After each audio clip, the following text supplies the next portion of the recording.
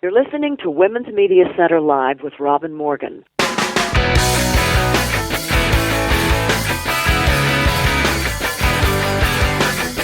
Welcome to Women's Media Center Live. I'm Robin Morgan. And a joyous and blessed Halloween to you. Or, as Wiccans call it, a joyous Samhain. It's spelled S-A-M-H-A-I-N, but it's pronounced Samhain, and it is the Wiccan New Year. It's also a time when you circumvent old systems and ways of thinking, you sort of sabotage and undo them, you open the earth and unearth new ideas and new wisdom, and it supposedly is a time when the veils between the worlds are at their thinnest, and so insight can pass between. So a happy new year to you. And fittingly for circumventing systems and unearthing knowledge are my two guests, the first of whom is a medical doctor who works with teens and young adults to circumvent sexual and gynecological and reproductive ignorance imposed by the culture, and to supply them literally with knowledge and also medical care and contraceptive advice, and who is also bent on a mission with women of all ages to provide a one-stop shop for recurring medications for remote areas.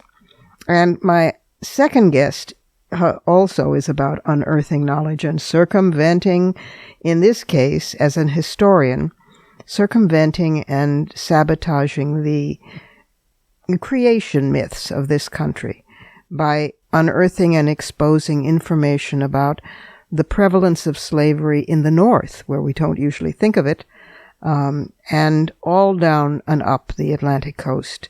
It's a story that is devastating and crucial to know, and in some ways we're living it still. So those are the two guests. A happy and joyous new year to you, and let's go inside the headlines.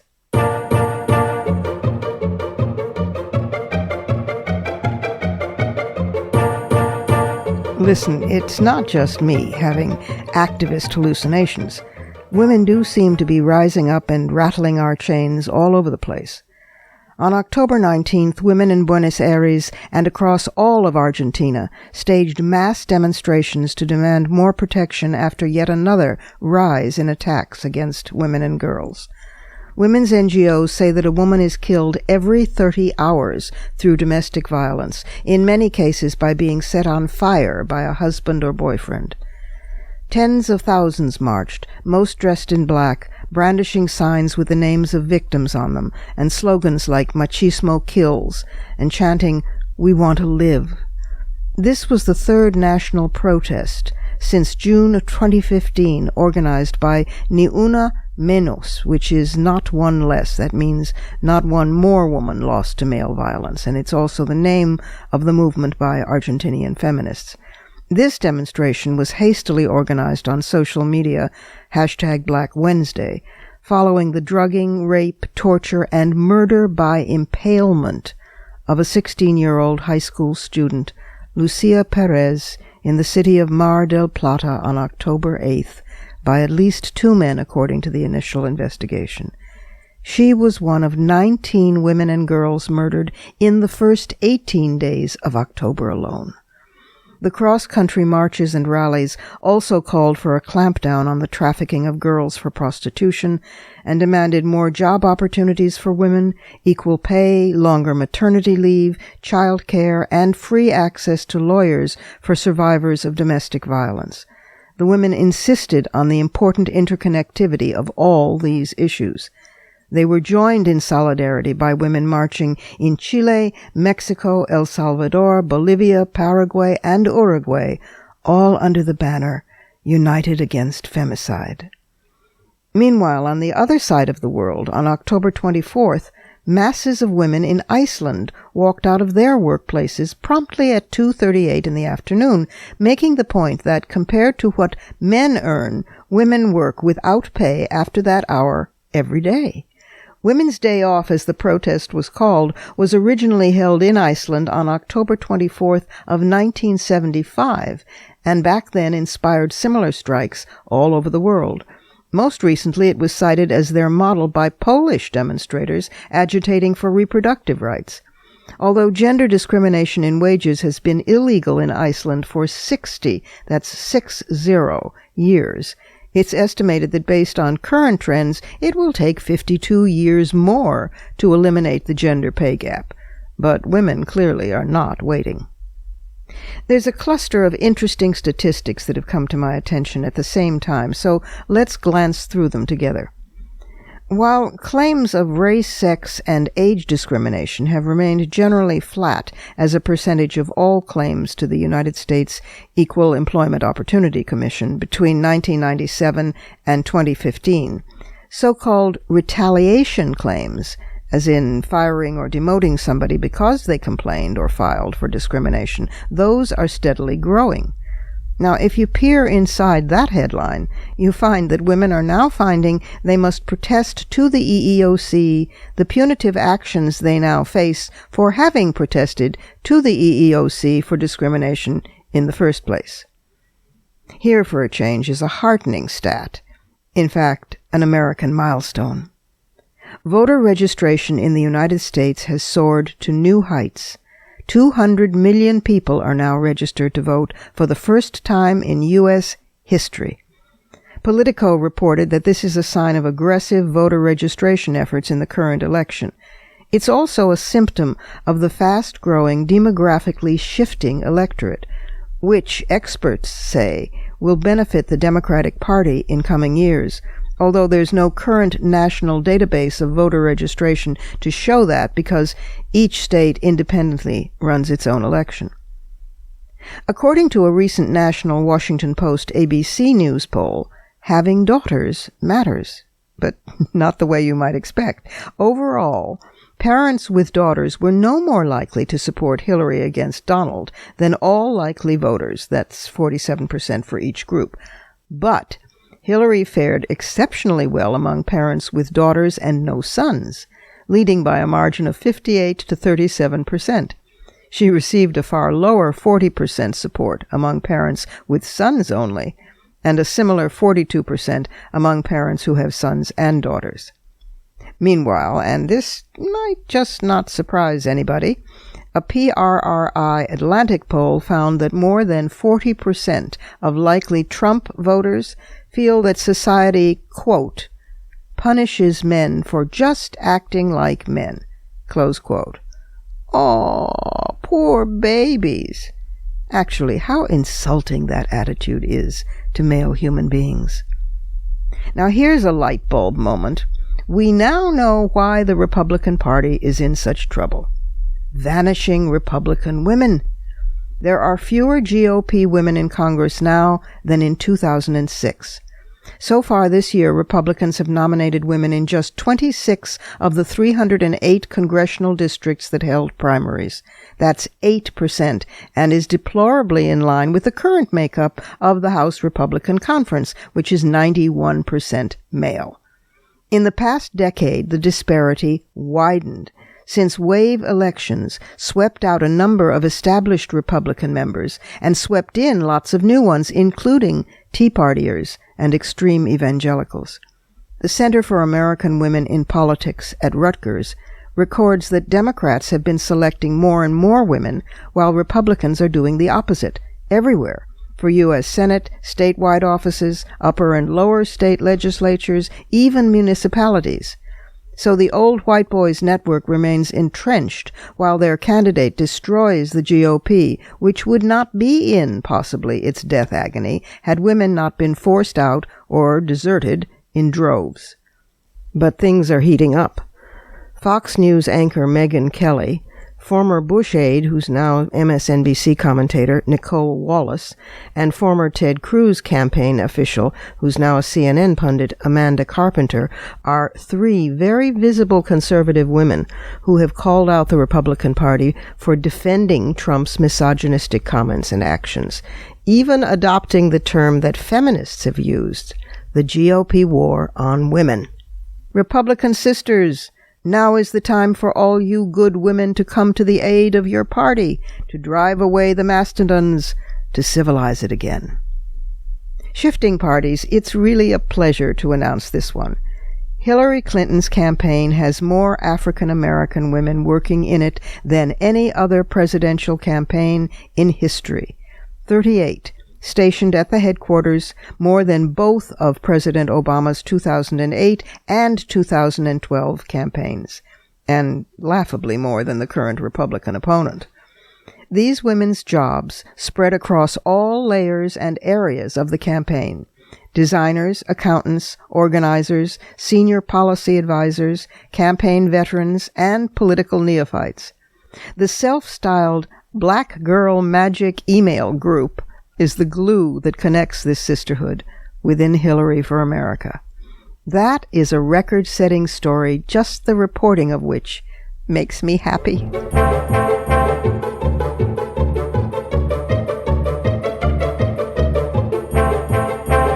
We have to take a short break here at Women's Media Center Live.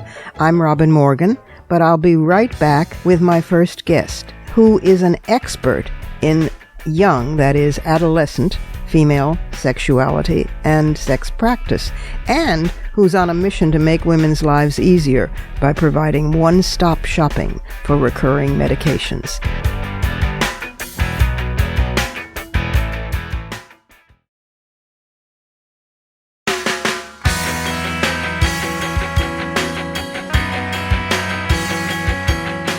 You're listening to Women's Media Center Live with Robin Morgan.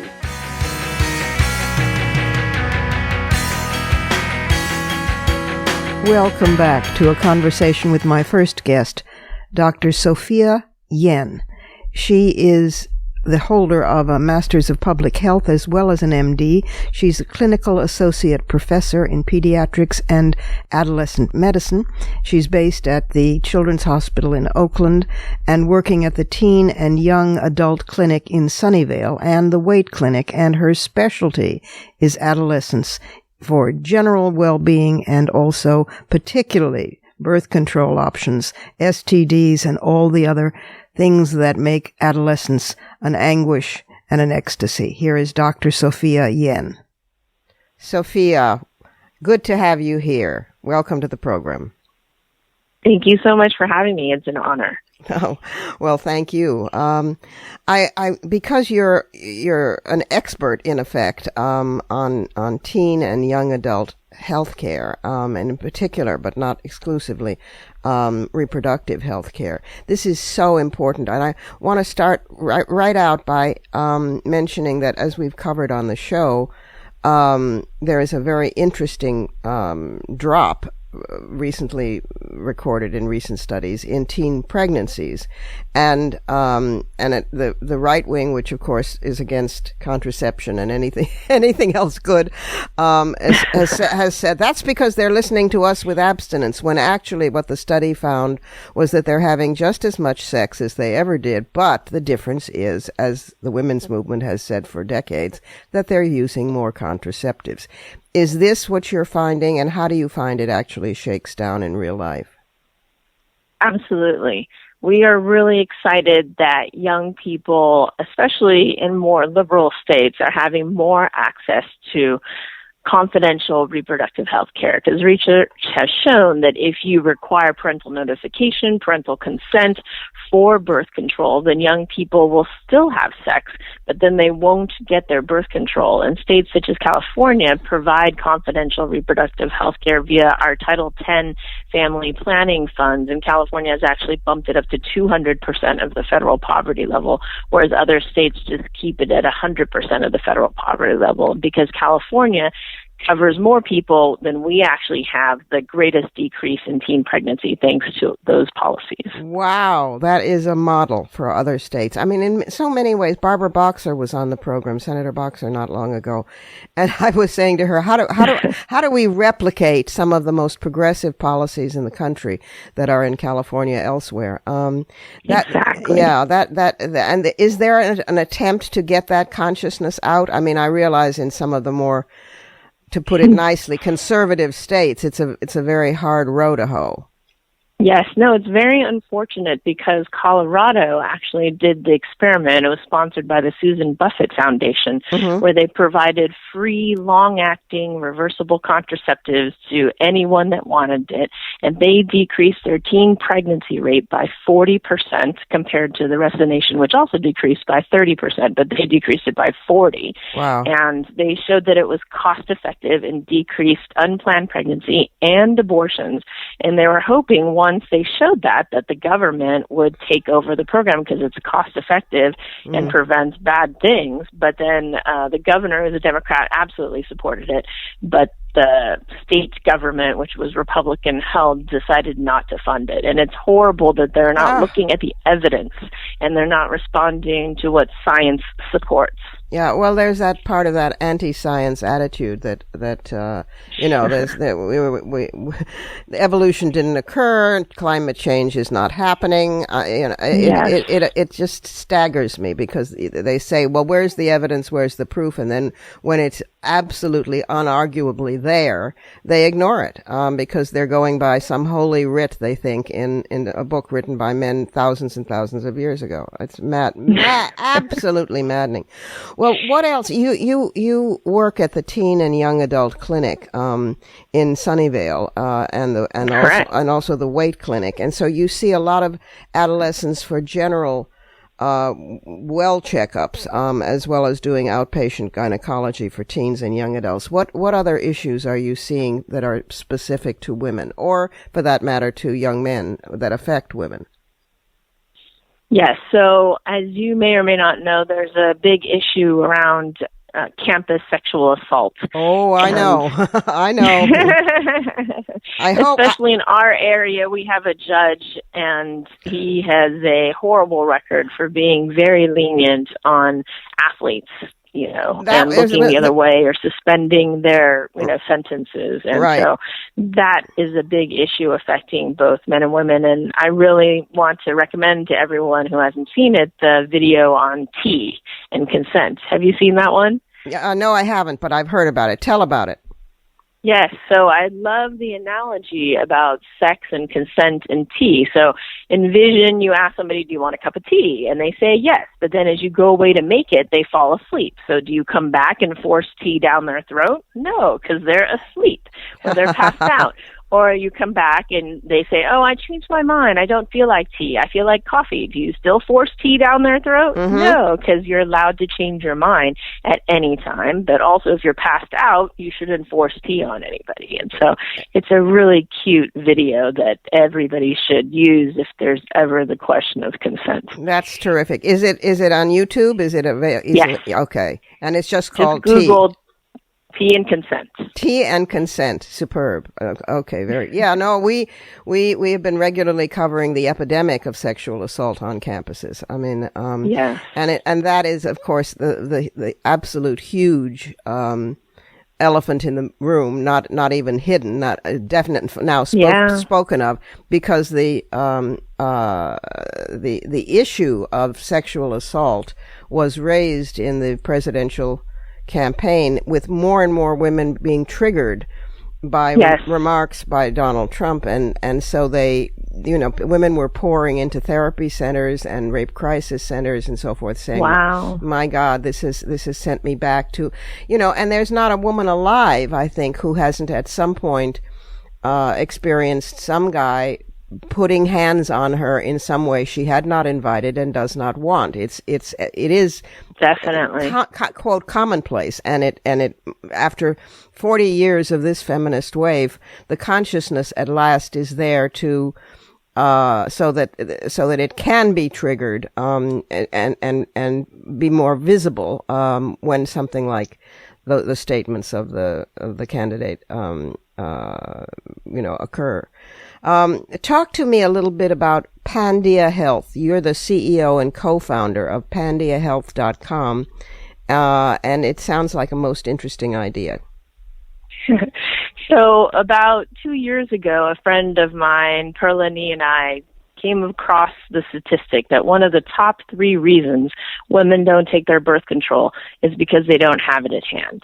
And we realized oh, this is a great opportunity to disrupt the monolithic, old, never-changing pharmacy industry. Mm-hmm. We can deliver the drugs to women and keep shipping it to them until they tell us to stop. And so the mantra or the motto for our company is no one runs out of birth control on our watch.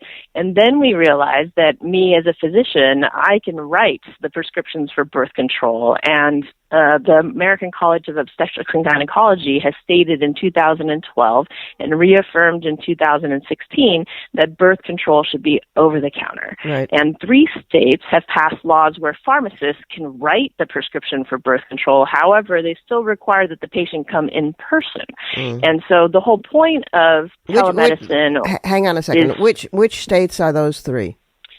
Oregon, Washington, and California. And so Oregon has recently had lots of progressive reproductive health laws passed because their governor and the rest of their cabinet are all women and Democrats. What do you know? So that is the progressive law, is allowing pharmacists to write birth control prescriptions, but they still require an in-person visit to get the blood pressure. And we tried to lobby the state of California to waive the blood pressure because as long as they've seen a doctor in the past year, never had a history of high blood pressure, they should be fine if they're 35 and younger and not a smoker. And so because I'm a physician, we take the protocol that has been approved by the California Board of Pharmacy, the California American College of Obstetrics and Gynecology, California Medical Board, and we add our own questions because as doctors, we have a couple more that we would like. And so it's asynchronous. The patient fills out a questionnaire at their leisure, 2 a.m., 3 a.m. in a confidential area wherever they want, and then the doctor reviews it, and if it's okay, then we write the prescription, and that costs $39. And then we deliver the prescription to them and keep delivering it to them until they tell us to stop. If they already have a prescription at a pharmacy, then they just move it to our system, and we keep delivering it until they tell us to stop. And then we have the added management part where when your prescription's about to run out, because the prescription lasts for about a year, right. 2 weeks ahead of time, we call the doctor or fax them and say, hey, your patient's prescription's running out. Would you like to refill it or would you like them to come in? And then we call the patient or text the patient and say, hey, your doctor wants you to come in. Would you like to come in? Or if that's an inconvenience, you can use our telehealth service. And so this way we bring birth control to women's fingertips. Wherever you have internet access, you can access birth control as long as you have a post box that we can mail to. Sophia, this is so good because you must have, there'd be a lot of women in rural areas, in more remote areas. Montana is one remote area, all of Montana. Texas, that's right. And isn't. That's right. Yeah, so currently we're in California, and we hope to be in 20 more states by the end of 2017 and in all 50 states by 19. It just depends how fast we raise money to expand. Right. Well, this is just terrific. We've had on the program Women on Web. Wonderful. Which used to be Women on Waves, the women who, in boats just off the coast of places where abortion was illegal. They would anchor the boats in international waters and ferry women over for procedures. And now they're Women on Web, mailing contraceptives to women in countries where abortion is illegal. And in some places where contraception, for that matter, is still illegal. So, but yours is U.S. specific, and people who think that this inability to obtain contraceptives is something that only happens in developing countries are being naive, because there's a lot of poor women in this country who can't get to a pharmacy, who don't have transportation, who don't. There are just a lot of reasons, or women who live in more remote areas, that this must be a real boon to. So it is Pandia Health, PANDIA Health, all one word, .com. That's absolutely terrific. Thank you for all of the work that you do for women's health, and particularly for young women's health, because the forces massed against that health are formidable, and we need every hand we can get. And to have somebody so well qualified and so feminist as you makes my day. Well, thank you so much for your show and your trailblazing and your brilliant commentary on the crazy political happenings in today's world. Well, somebody's got to say it. And the encouraging thing is that once you wipe off your sweaty palms and quell your nausea, and make yourself sit down and write it, all these thousands of women write and say, that gave voice to exactly what I felt, so you don't feel alone. It's like a consciousness raising group writ large. So, yes. Anyway, thank you, and thanks again, and thank you for being with us today. Thank you so much for having me. And now it's time for the Surrealism Corner.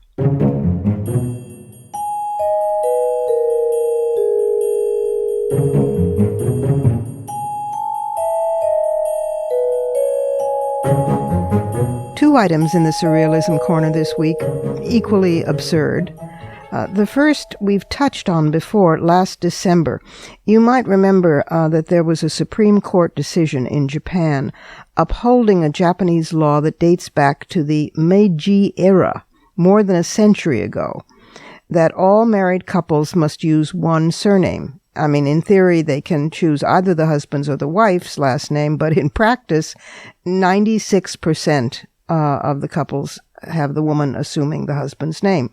So women's rights advocates, obviously, including some lawmakers across the political spectrum, say they just want women to make their own choices about their names. But recent court rulings indicate that that's not going to happen very soon. An increasing number of employers now do permit women to use their birth surnames professionally, but the courts still continue to undermine that practice. Just this month, October, a Tokyo district court declined to grant a high school teacher's request to use her original name at work because that's how she was known. Well, I mean, this got me thinking, particularly since there were lawmakers who have come to office or been in office, women in Japan, like Seiko Noda, a member of the House of Representatives from the governing Liberal Democratic Party, and Renho Murata from the opposition party, the Democratic Party.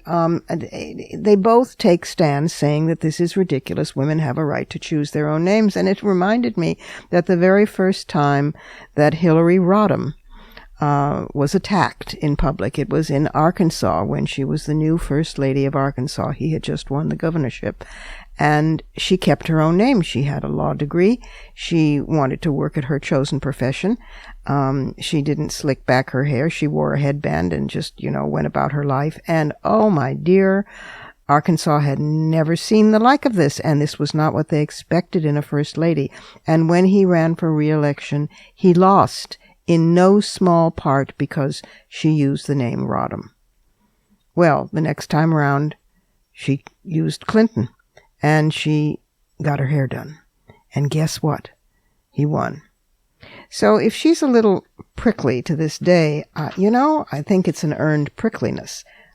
You can make the argument that even your maiden name, your so-called maiden name, is your father's name, but the point is choice. It's always choice. If you want to call yourself Gerbil, Robin Gerbil, you have a right to do that.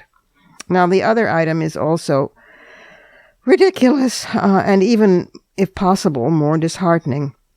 It's also from the New York Times, and it's the Bar Association, the American Bar Association, caving to censorship. A committee of media lawyers at the ABA commissioned a report about candidate Donald Trump's litigation history because they were concerned that he had been, as they put it, a libel bully who had filed many meritless suits attacking his opponents, particularly the free press. And he had never won in court, but he used this as a tactic to make them spend money, to tie up the courts, to tie up time. If there ever was, as the right wing often worries, frivolous lawsuits, this was one of them, even though it's not what the right wing would characterize as such. But the Bar Association then refused to publish the report, citing, wait for it, citing the risk of the American Bar Association being sued by Mr. Trump. That's a quote from the ABA. It's more than a little ironic, said a former chair of the Media Law Committee, David Brodney, It's more than a little ironic that a publication dedicated to the exploration of First Amendment issues is subjected to censorship when it seeks to publish an article about threats to free speech. Now, of course, the Bar Association said, well, these were minor edits, including the title, and they didn't want incendiary speech. These are all lawyers, so they know what incendiary speech is and isn't. But George Freeman, who's a third former chair of the forum, disputed the characterization. He said, I don't think it's fair to say minor edits. Among the edits they wanted to make were the title and the lead. The article was titled, quote, Donald J. Trump is a libel bully, but also a libel loser, period, close quote. Well, that's not nice, but it doesn't seem incendiary. The Bar Association's proposed title was, quote, Presidential Election Demonstrates Need for Anti-Strategic Lawsuits Against Public Participation Laws, period, close quote. Well, that'll bore you to death before you figure out what it means. The Mr. Freeman, whom I mentioned before, George Freeman, who's a former lawyer at the New York Times Company, is also executive director of the Media Law Resource Center, which is a trade association of law firms and media companies. And on Friday, the center did post the report on its website. So you can find it, the Media Law Resource Center's website. The study was prepared by a woman, Susan E. Sager, S-E-A-G-E-R, a former journalist, a Yale Law School graduate, and a longtime First Amendment lawyer. Here's what she found. 7 free speech-related lawsuits filed by Mr. Trump and his companies, including ones against an architecture critic and his newspaper, a book author and his publisher, a political commentator, a former student at Trump University, 2 labor unions, a network executive, and a beauty contestant. It's based on court records, all of it, Ms. Sager said. The report includes 81 footnotes. Ms. Sager also said that the Bar Association's action showed that Mr. Trump's threats work. Quote, the ABA took out every word that was slightly critical of Donald Trump, period. It proved my point, period, close quote. The country's finest media lawyers had already volunteered, ready to defend the Bar Association without charge had Mr. Trump chosen to sue, but evidently that was not assurance enough. For shame, American Bar Association. But you can get the report at the Media Law Resource Center's website. Surreal.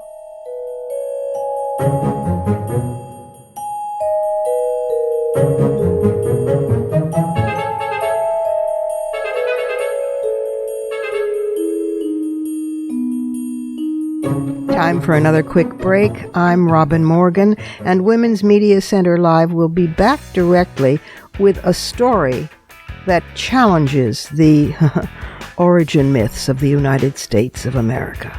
So stay tuned.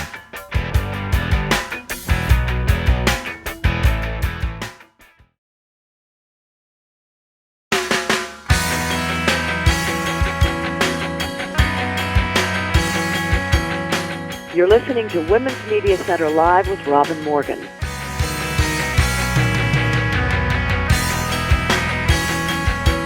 And we're back again. My next guest is Professor Wendy Warren, who specializes in the history of colonial North America and the early modern Atlantic world. She's particularly interested in the day-to-day practice of colonization and slavery.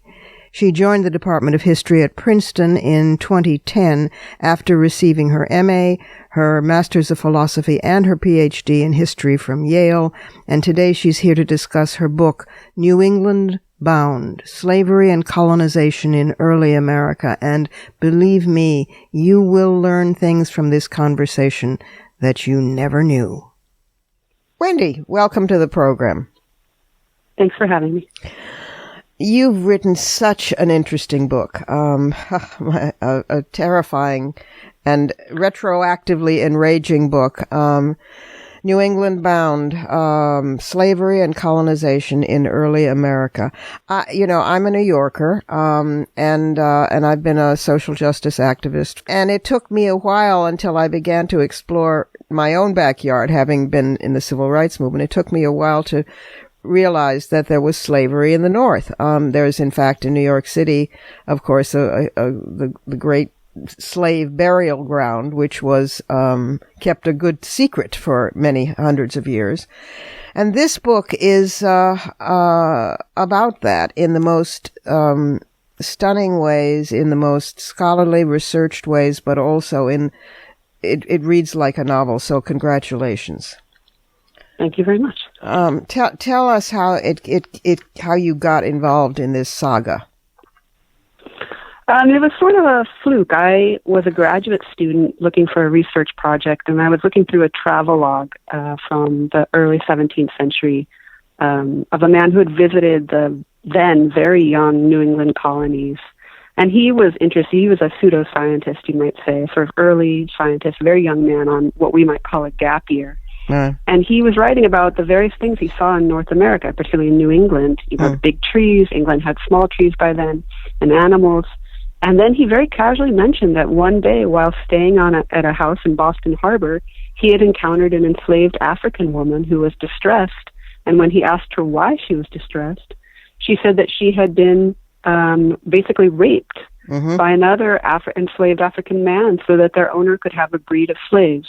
Yes. And this was in 1638 in Boston, as I said, in an island in Boston's harbor. It's no longer an island now; it's where the airport is, essentially. But I remember thinking, well, that's too early for people to be breeding slaves in North America, and that's the wrong place. It's New England, and the project started there. Wow, I was going to ask you about that because that riveted me very early in the book. That was Maverick, that guy, right? His name was Samuel Maverick, right? And to get to that spot now, you would get off at the Maverick subway stop in Boston. Oh, my God. And he was, an acquaintance recounted, quote, desirous to have a breed of what would be enslaved people. And he in other words, he tried to get, there were 2 women slaves and 1 male, and he tried to get the man to impregnate one of the women, and she refused. And so then he ordered the man to rape her. And then she was, what is the phrase? It was the cause of her, in high disdain beyond her slavery, the rape was the cause of her grief. This breaks the heart very, very early on because, of course, wherever you have slavery, you have rape. It's amazing how the North managed to so cover this up that by the time Hawthorne came along, the great New England writer, he was surprised to see black people in New England. I mean, everybody by then had bought into the myth that this was a Southern phenomenon and how shocking and dreadful. Right. I mean, so it's never, enslaved people in New England are never the majority of the population. They are actually always a very small percentage of the population, 5 to 10%, although that is a significant percentage, I would say. And it's a hell of a lot if you're part of that 5%. Right, and if you are one of them, it feels like quite a bit. But you think? I mean, more to the point, I guess. So I'm very interested in recovering their lives in the book, as you know. But it's also interesting, even if you have, if we can call it a relatively small, compared to say the Carolinas, a small percentage of people in New England are enslaved. New England's economy, even in the 17th century, is tied to the sugar colonies in the Caribbean, which are, in fact, what is making the English Empire grow.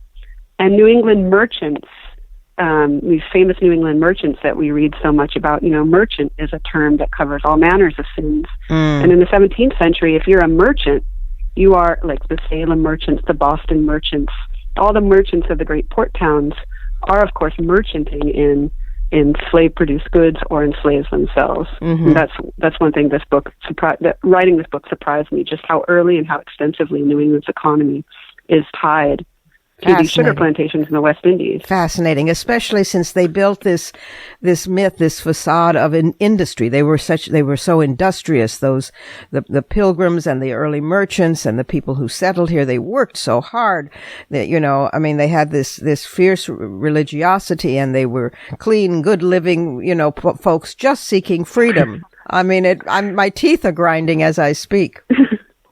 Yeah, I mean, what's interesting, I don't know that they themselves would have argued that. I mean, they certainly believed they were pious and strove sincerely to be pious, but this is the idea that they were disentangled from a larger Atlantic world, I think is something that historians later have put on them, as we needed a national sort of origins myth free of slavery. But, the merchants or the people living in Salem or Boston or really anywhere understood the world they moved in. The Winthrops, or the great family of early New England, they had people scattered all over the Atlantic world. John Winthrop's writing to his sons in Barbados and Nevis and Antigua. He knows he's not ashamed of this, and there's no reason he would have been by the standards of his time. This was the air they breathed. It was a world where slavery was accepted. Right. The erasure happens later, but not amongst the contemporaries.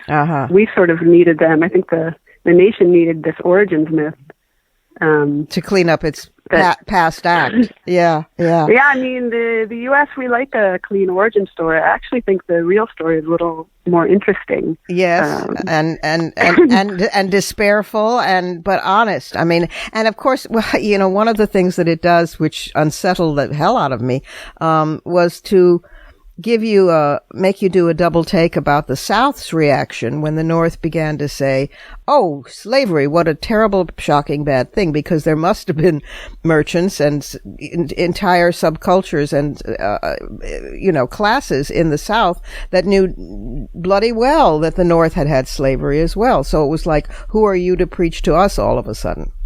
Yeah, that's a book waiting to be written about the hypocrisy, how Southerners view the hypocrisy. I mean, it is true that, the North eventually, by the time of the antebellum period, the gradual emancipation had happened, the North had, in large ways, abolished slavery. It's also true that Northern manufacturers, people are writing books about this, are making slave goods.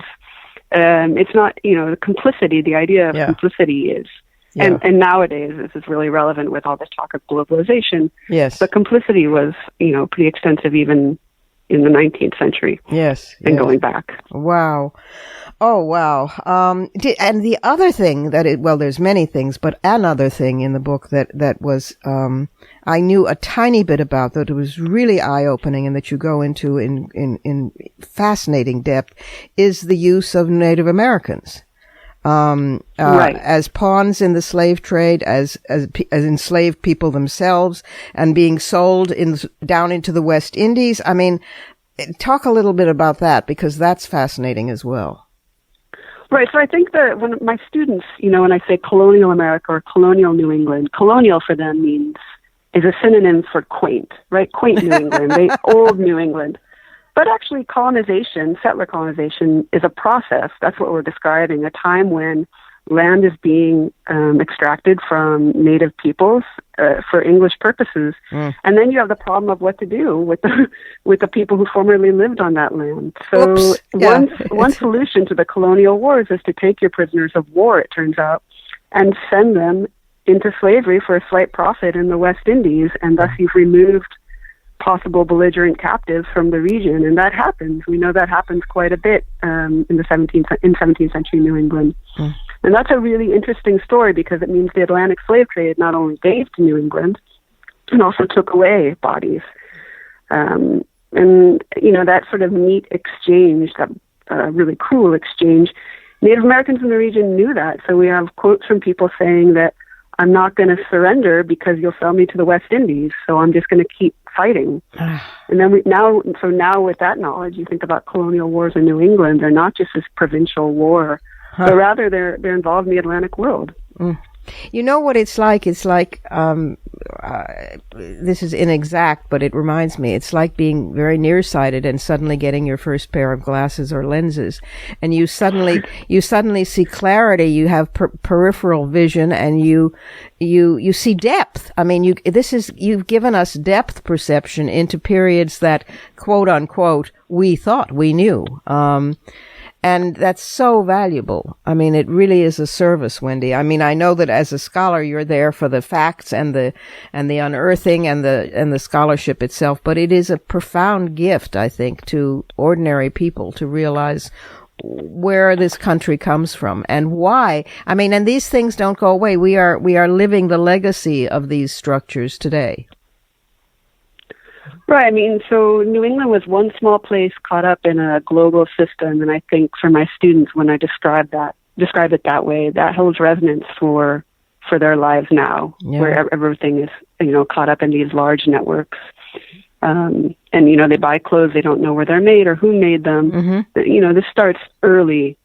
And you could see New England as a sort of example of what a local moment or place looks like in a global system. And that was really interesting to write about. Wow. Well, I hope you are already into another volume, unearthing more stuff that we need to know, painful as it is to discover it. Well, it's painful on the one hand. It also is validating to Native American peoples in this country and to African Americans and to, people who are still enslaved anywhere. And thank you for writing it. The book is called New England Bound: Slavery and Colonization in Early America. And I would say take a stiff drink as you drink it, but that as you read it, but that might deter you, and you should read it. It's powerful, unforgettable, and suddenly you have depth perception. Thank you for writing it, Wendy, and for being with us today. We've been talking with Wendy Warren. Thank you. Thank you so much for having me. One last break here at Women's Media Center Live.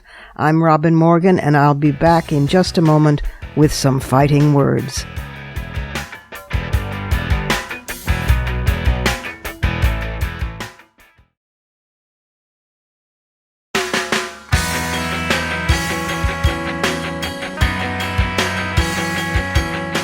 You're listening to Women's Media Center Live with Robin Morgan.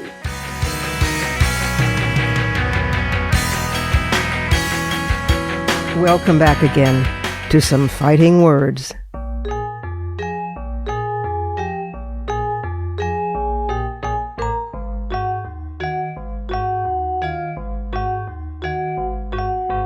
When the pernicious legacy of Donald Trump's campaign is finally analyzed, children will be among the casualties.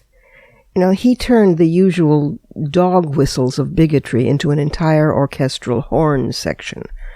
Now, some early studies have surfaced proving what we dreaded, that his comments and behavior and those of his more rabid followers are having a profoundly negative effect on kids nationwide, acutely so in schools with high concentrations of children of color, and are inflaming classroom tensions over race, ethnicity, and gender. In one such study of 2,000 teachers who teach between the grades of kindergarten and grade 12, it was conducted by Teaching Tolerance, a project of the Southern Poverty Law Center. Well, in that survey, more than 2/3 reported that students, mainly immigrants, children of immigrants, and Muslims, have articulated fears about what might happen to them or their families after the election, expressing to teachers their alarm that Mexicans or Hispanics in general or Muslims or African Americans will be deported.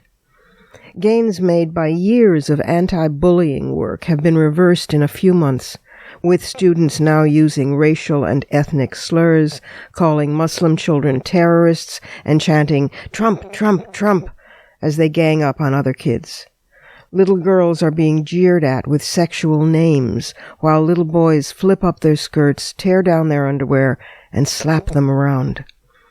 Teachers also report that even at minimum, the election has made students less trusting of government, hostile to opposing points of view, and feeling a loss of respect for the political process. Now, remember that this is on top of a shocking national ignorance about governance. Only 36% of Americans can name the 3 branches of government. When Donald Trump proclaims that in his first 100 days as president, he's going to impose a constitutional amendment requiring congressional term limits, most of the public doesn't know that he cannot do that. An amendment to the Constitution requires public referenda voting yes in 3/4 of the states, or else legislatures voting yes in 2/3 of the states. We need to bring civics back into the schools. You've often heard me quoting the feminist adage about role models, the one that goes, you have to see it in order to be it. Well, the same is true negatively. A whole generation of European American little boys and adolescents is getting a model of manhood that is the strong man bully who can do whatever he wants to anyone he wishes as his right, his entitlement. Another message to children portrays so-called outsiders as a threat specific to women's safety. Mexican rapists, Muslim enslavers. Now, this is hardly a new technique. It's central to patriarchy. I wrote about it at length in my book, The Demon Lover. The Ku Klux Klan was founded during Reconstruction with the justification that portrayed newly emancipated African men as being ravening beasts posing a sexual threat to pure white women. And later, during the Jim Crow period, white supremacists claimed that their lynchings of black men were similarly justified. British propaganda during World War I featured stories of German soldiers raping Belgian women, and German propaganda in World War II portrayed Jews as rapists defiling pure Aryan women. In the Iliad, Homer relates such warnings about the Greeks being whispered in Troy. In this ancient message, women serve as the measure by which men chart a moral distance between an us and an other. Not that any of this actually protects women, you understand. What it does, in fact, is disempower us, turning us into passive symbols of male honor, and into, as the great French anthropologist Claude Lévi-Strauss put it, into the verbs through which men, as nouns, communicate with each other. Furthermore, it helps men control and target women's sexuality and reproduction, at the same time conveniently managing to ignore and cover up even greater violence against women committed by men within the same racial or ethnic group. On the contrary, it positions such men as heroic defenders of their women, their women, and it promulgates the myth that this heroic defense is inherent and unchangeable, which is dangerous. A recent PRRI Atlantic poll found that more than 40% of likely Trump voters felt society, literal quote, punishes men for just acting like men, close quote. How insulting that attitude is to male human beings. But the heroic manly defense delusion is a powerful one. You might have noticed, for example, that in terms of the public general reaction to all of Trump's insults over the past year against the Latino community, Muslims, the disabled, veterans, African Americans, and more, the tipping point came over his comments about women. He had already lost most women voters, but at that point more men did a double take and began to turn on him. Yet it wasn't about just any women. It was European American women, white women. All of the women who have so far come forward with accusations of sexual assault by him, to which Trump already has admitted on tape, all of them are white. His insults to and about the Latina Miss Universe, Alicia Machado, were sexist and racist, but they weren't explicitly sexual. Apparently his personal so-called taste runs to white women, which is useful to him in this case, since his lewd comments bragging about criminal acts activated the message threatening so-called purity. It's one of the most enduring examples of how racism and sexism are inextricably and always entwined. Let me end this with an activist note, which I'm going to continue until Election Day. Voters who experience problems on Election Day can call the following numbers for a nonpartisan hotline staffed by trained volunteers who can answer questions and notify election officials of violations. For English, the number is 866-OUR-VOTE, 866-OUR-VOTE. For Spanish, it's 866-VE-VOTE. That's 866-V as in victory, VEYVOTE. And for Asian languages, it's 866-AP as in Petronilla, vote. 866-API-VOTE. Those are my fighting words. Add yours on Twitter, and be sure to tag us at WMC Live and use the hashtag #FightingWords.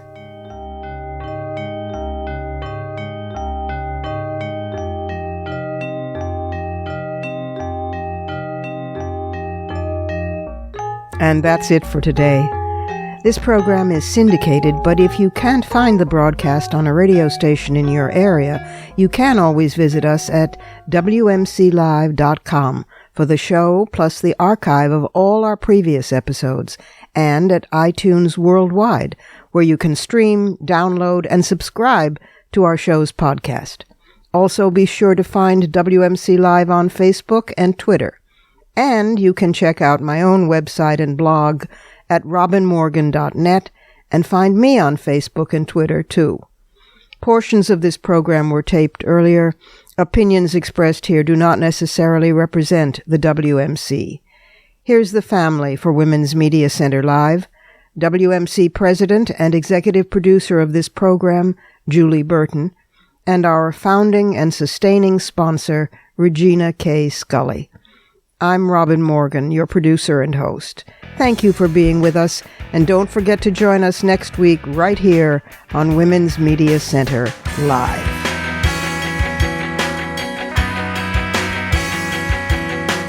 For the smartest talk about news, politics, sex, books, religion, race, and more, tune your radio to Women's Media Center Live with Robin Morgan. Audacious, witty, provocative, informative, and fun. It's Women's Media Center Live with Robin Morgan on WMCLive.com. Talk radio with a brain.